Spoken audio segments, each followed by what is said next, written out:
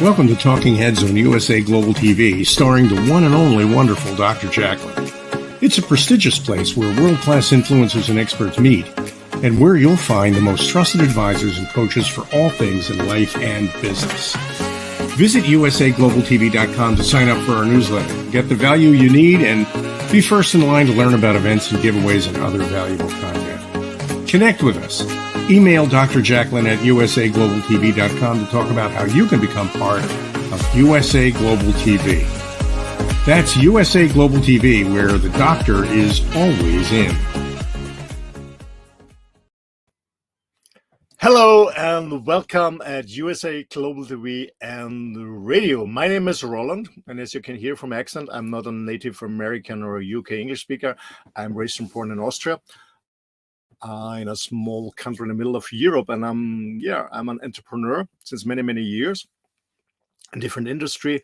I started in the corporate world, had a very first career in sales, and I became executive manager, youngest member of board of director in a huge company, and then I quit it very early and started my own business in different areas. Some very successful, most of them very successful. Two failed, to be honest, which was the greatest gift for me because I learned so much out of it. So I had much more success in the other businesses. And since almost 27 years, I run a company, coaching consulting company, where we coach and consult international organizations like Xerox, OpenText, Diebold Nixdorf, banks, insurance companies, and so on, technology companies. Worldwide with my team in different languages, in sales, in leadership, communication, HR stuff, like that. So you're now listening to Talking Head. This is our show on USA Global TV and Radio with a special topic, and I am going to continue after a short break of 2 weeks, I guess, 2 weeks, because I had on the same time like the show is normally. I had to facilitate, and it was a lot of pleasure and fun and honor, and a big US company and train them online on sales on a new topic. The topic actually was, maybe it's interesting for you when you're running a company, it was how to help your customers manage change through innovation.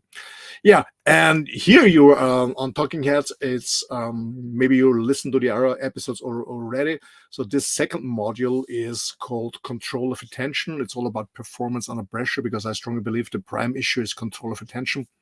And this is already the 12th and last episode of Control of Attention. And in this episode, I'm doing a summary of the episode 9, 10, and 11. So if you missed the other ones, please go on YouTube and see the recordings of the other 11 ones, and especially the last 3, 1, 9, 10, and 11, I will summarize today. Okay, so let's bring up that slides and the decks, and then we start. When you connect with me, go on my website, rolandfriedl.com, and from there you can get linked to different websites depending on what your need or what your request is. Okay, let's get started. As I said, the whole module was called Performance Under Pressure, Control of Attention. And that's what we do with many organizations. We help their staff to perform under pressure, because there's a lot of pressure on the market, from a competitor side, from market side, from customer side, maybe from legislation too. That's why we have these boxing gloves in the back. There's also on our website, we see ourselves not only as a coaching, consulting, training company, we see ourselves as a sparring partner. We are really there's a sparring partner. Sparring comes from boxing and preparing for the fight. Maybe it sounds a little bit brutal, but the market is brutal too.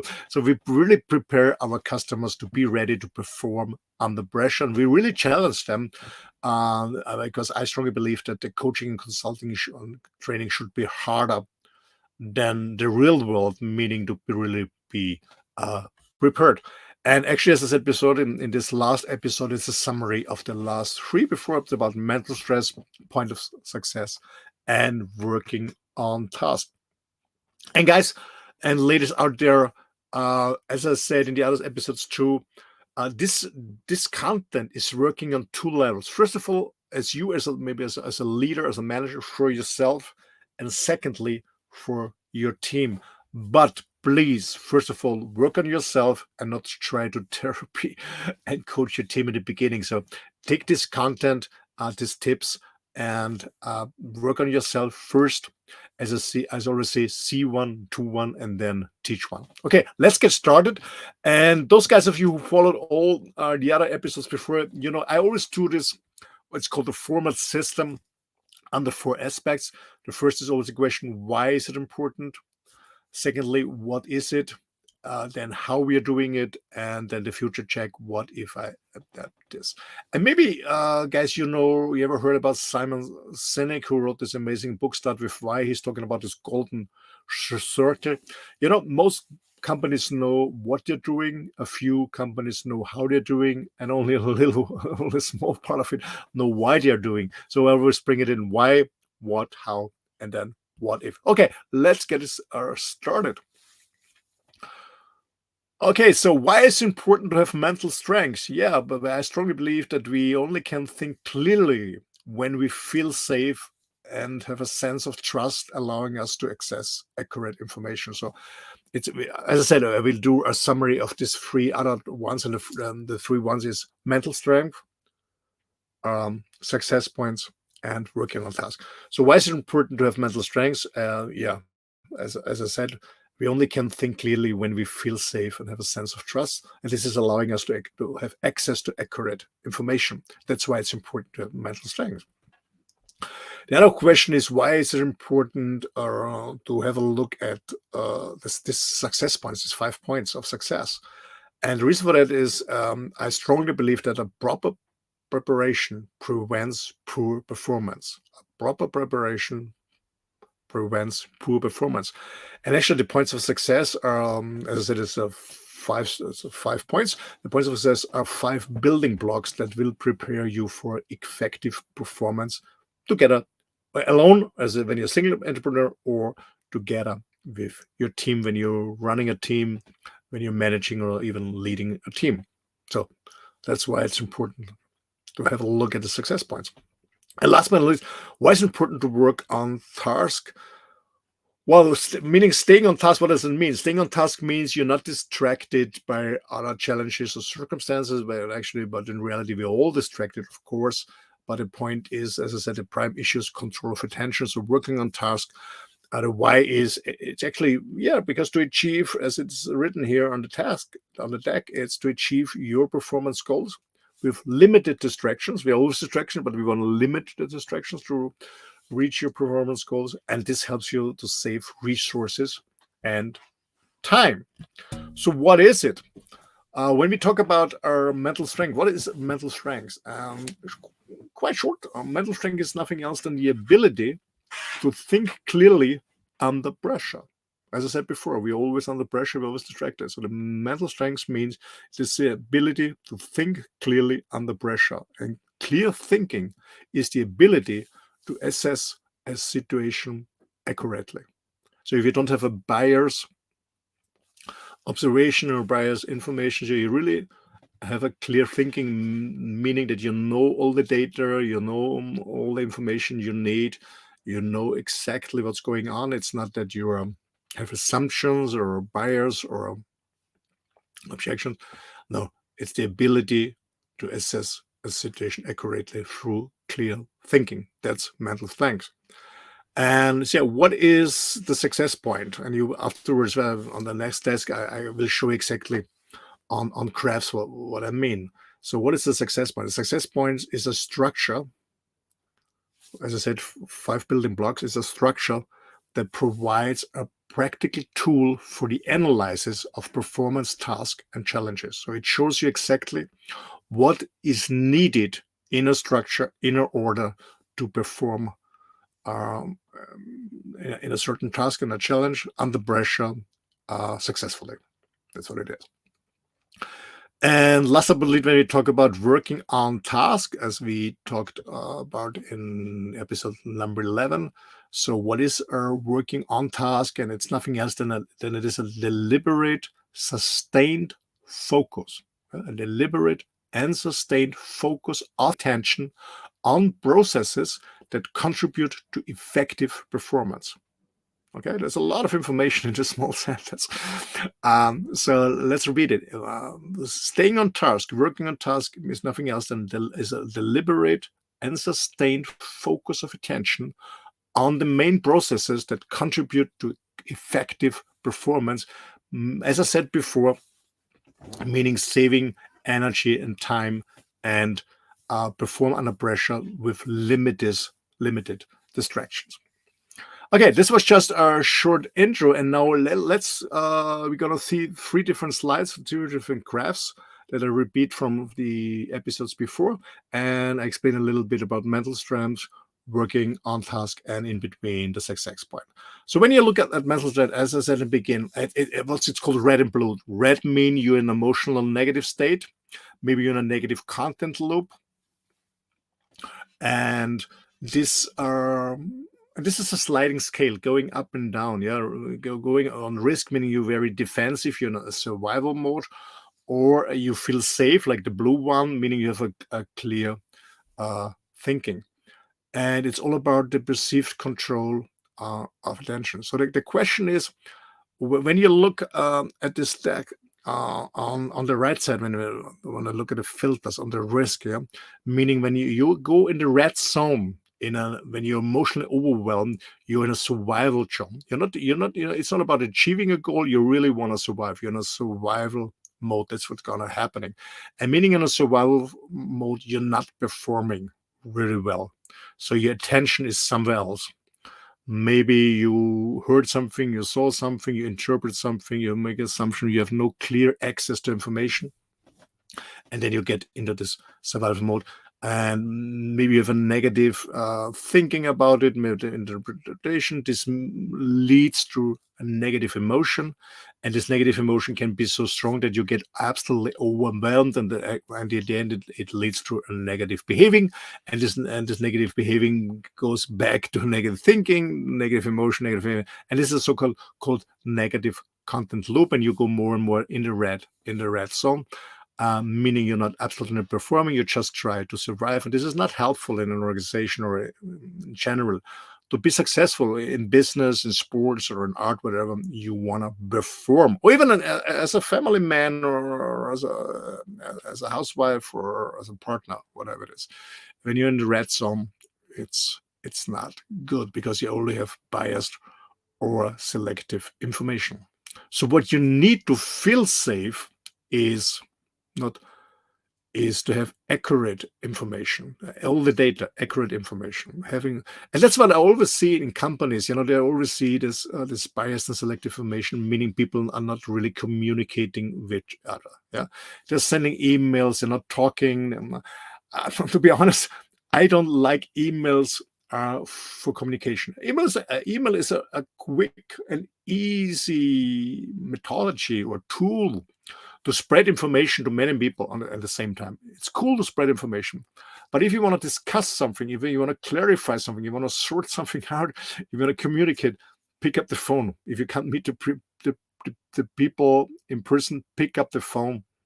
Much better than email, because email is not a proper tool for communication. It's good to spread information, but don't expect any proper communication through email. It's not working. Okay, so if you don't have full access to information, ask, get full information to have a clear thinking.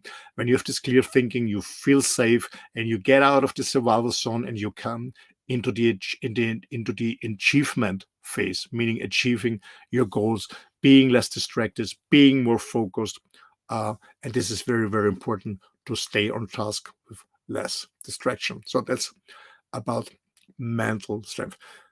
If you want to learn more about this, or being more in detail, especially if you need help for yourself or for your team, you're more than welcome to contact us. We can help you to get out from the red zone into the blue, and working on mental strength and really strengthen it and building it up, and to be more successful in business with less distractions. Okay, so let's talk about points of success. So this is a structure. As I said, it's 5 building blocks what exactly are they? And this is just a framework that really gives you a structure, a framework to perform successfully, maybe as a single entrepreneur or together with a team. Okay, let's have a look. And before we start with these 5 points, I just want to mention something.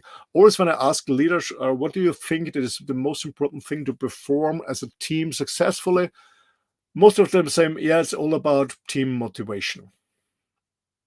Yeah, everybody's motivation. How can I motivate my team? How can I be more inspirational? How can I motivate my team?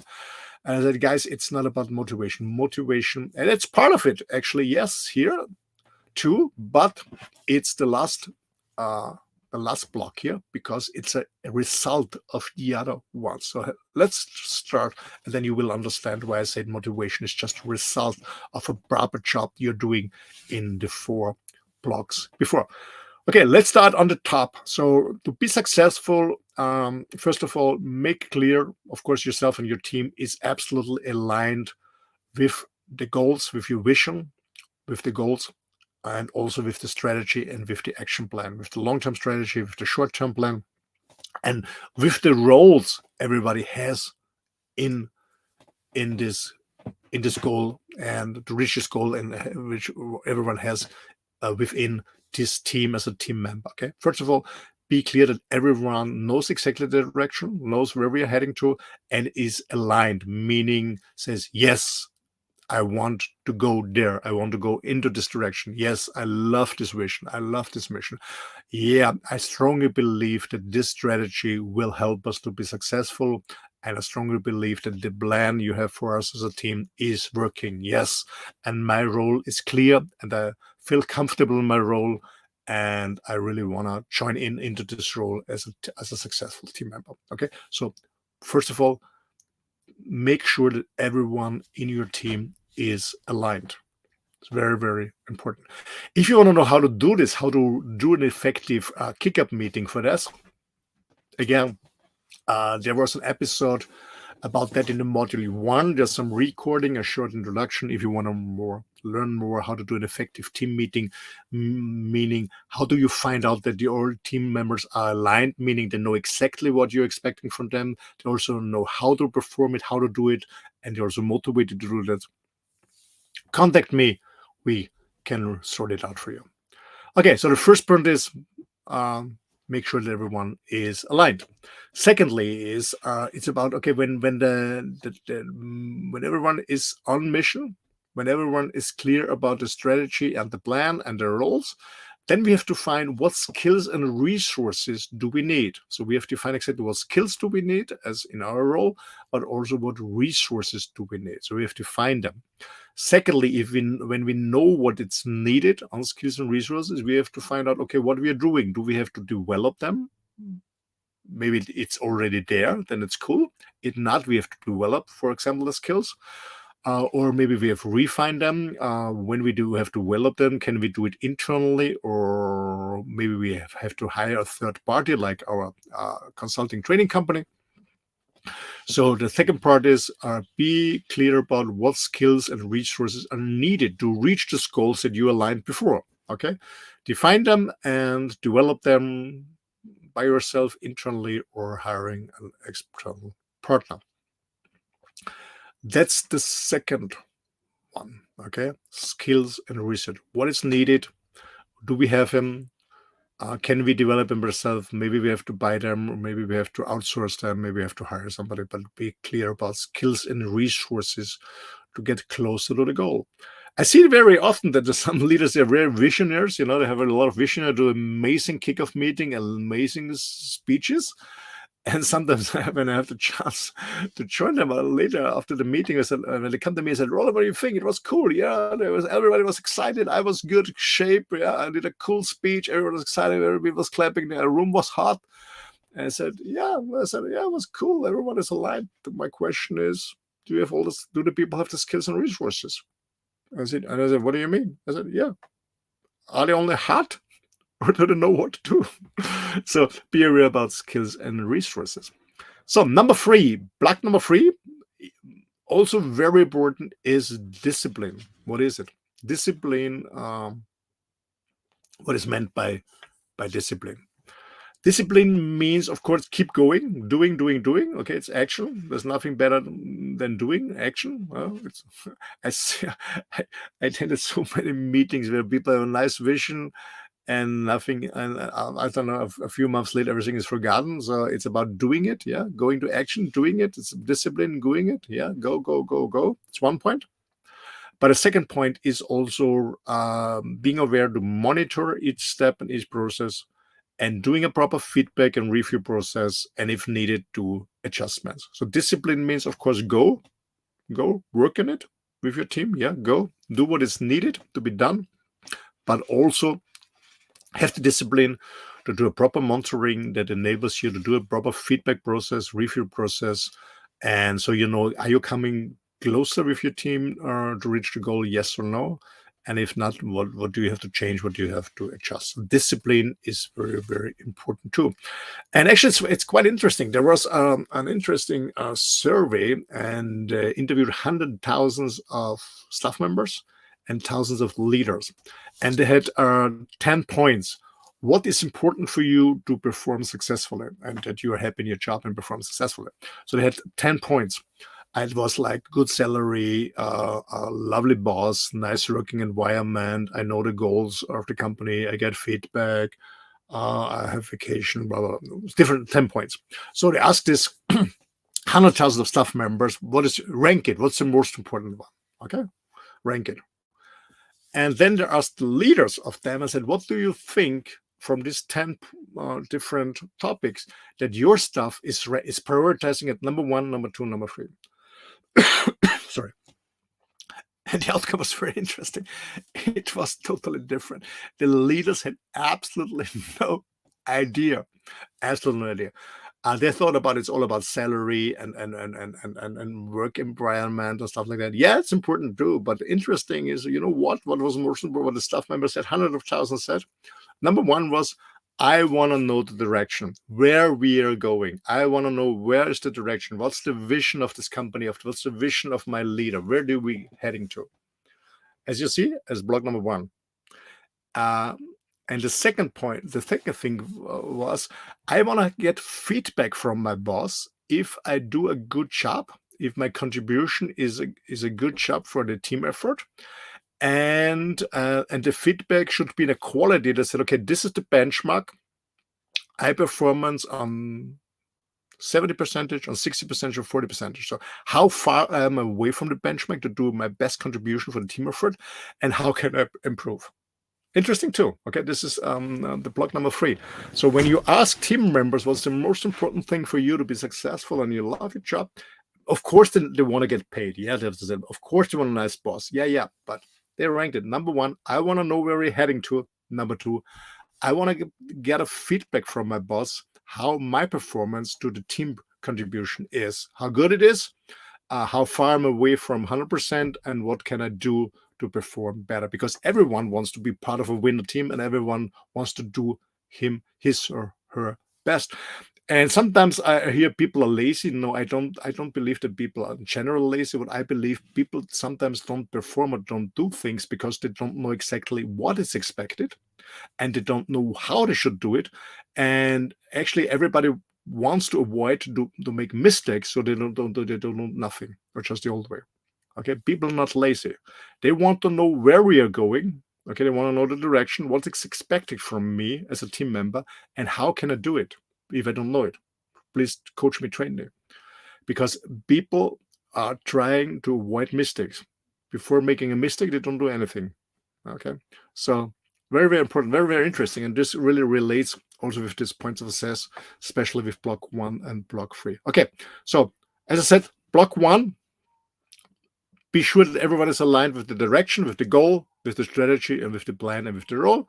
Number 2 is define what kind of skills and resources are needed, what is already there, what should be developed internally or externally, or what should we refine. Number 3, as I said, is discipline, meaning, of course, action, going, doing, but also doing a proper monitoring that enables you to do a proper review, meaning feedback process. Are you getting closer to your goal, yes or no? And maybe you can do some adjustments. So number 4, risks. risk and strategies. What do I mean by this? A good manager, a good leader should also think about the risk if I do something or if I don't do something. Okay. It's all about, as leaders, it's all about decision making. We have to make decisions, sometimes very quick. And is it a good or bad decision? Doesn't make, but we have to make a decision. So risk, what does it mean? I give an example. Let's say you're a sales manager, for example, and you want to increase, of course, your sales performance. Maybe you increase your market shares, your profits or returns or whatever it is. And okay, the strategy is clear. The plan is clear, roles are clear, skills, and you define your skills and you find out, we have to develop some, we can't do it internally, we have to hire an external training company, for example, on a special topic for my sales team, for example. So what does it mean for risk? It means what's the risk on the short and on the midterm? So when you hire a training company, the risk on the short term is, let's say it's a 3 or 5 day training, for example, classroom or online, doesn't matter.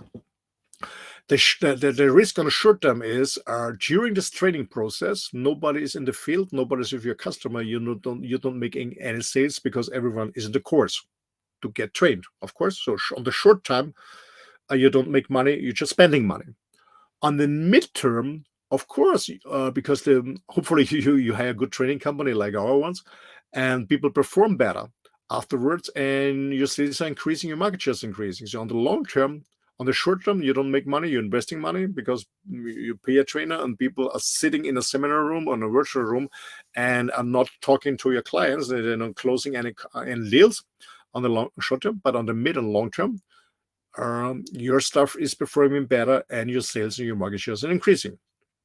If you do it. Let's have a look at the other way around. If I don't do, what's the risk if you don't train your people? On the short term, you're saving money. Of course, on the long term, you're losing sales and market shares. Okay, that's about risk. Being clear about if I do it, what's on the short term, on the midterm. If I don't do it, or if I don't make the decision, if I don't do it, what's in the short and long. That's about risk. Okay, very, very important too. As a leader, you always have to take care about what does this decision mean on the short and long term. If I do it, what does it mean if I don't do it on the short term? Okay, that's about risk. So last but not least, motivation. And maybe you understand now, when everyone is aligned about the goal, the task, the strategy, the plan, about the rules, the skills are defined, everybody's trained, highly successful, resources are there. You do a proper feedback process, you do some adjustments, you know exactly about the risk. Hey, everyone is motivated. The motivation here is just the impact out of it. It's just the result out of it. So motivation is there. So if there's a lack of motivation in your team, don't think about fringe benefits. Don't think about that. Just think about, is everyone aligned? Did we define the skills? Do we have the skills? Do we have the relevant? Is there discipline in the process? And did we think about the risk? And then there is motivation because there's less pressure. It's you will think it's going to work. So it's not about motivation. Motivation is a result of the 4 other pillars. Okay, that's point of success. Last but not least, shortly, what's working on task? And I said before, working on task means you have 2 sides, having an overview, meaning you have a strategy and a decision-making process, having an overview, and on the other, having a specific process. And what you always should keep in mind is it an issue? It's a response. You always have to distinguish between what's the issue and what's the response. And are there any alternatives that are available or that are possible? And what are the consequences? Okay, stay on task. Yeah, so ladies and gentlemen, we're coming shortly to the end. So if you need more details about mental strength, about success points, about working on task, please go to the recordings before or just contact me. Okay, but the most important thing on working on task is having a clear issue response separation. Cool. Let's wrap it up. So what I've adapted is to make it work for me and my team. As I said before, shortly, please, first of all, work on yourself. First of all, if you do a proper job in that, then you can, if you want, coach your team or hire a coach. As I always say, see one first, do one, and then teach one. And it's not the other way around. So don't become your therapist of your team. Work on yourself first. Adapt it to your daily working behavior, getting better and better, improve your own performance, and then think about coaching your team or hire a coach. And and as I always say, how do you eat an elephant? Bite by bite. Start with one point, implement it, get safety, get clearance, feel good, and then take the next point, implement it, get safety, feel good, the next one, slowly. And if you need more support and help, you're more than welcome to contact us on rolandfriedl.com or on spartner-performance.com. So we are over. Thank you so much for watching or listening, depending on a TV station or on a radio platform or on a podcast. Hope it was value for you. I will shortly announce I will do a new module with 12 episodes about how to help your customers to manage change through innovation. A very interesting topic. We will start this on Tuesday, September the 6th, as I'm doing our August break on Talking Head. So I'm very looking forward if I see you again on the next Talking Head show about the topic, how to help your customers manage change through innovation. On the first module, the next module, the first episode, sorry for that, this first episode of this module will start on September 6th. Thank you so much. Have a good time and all the best for yourself and your team. Thank you so much.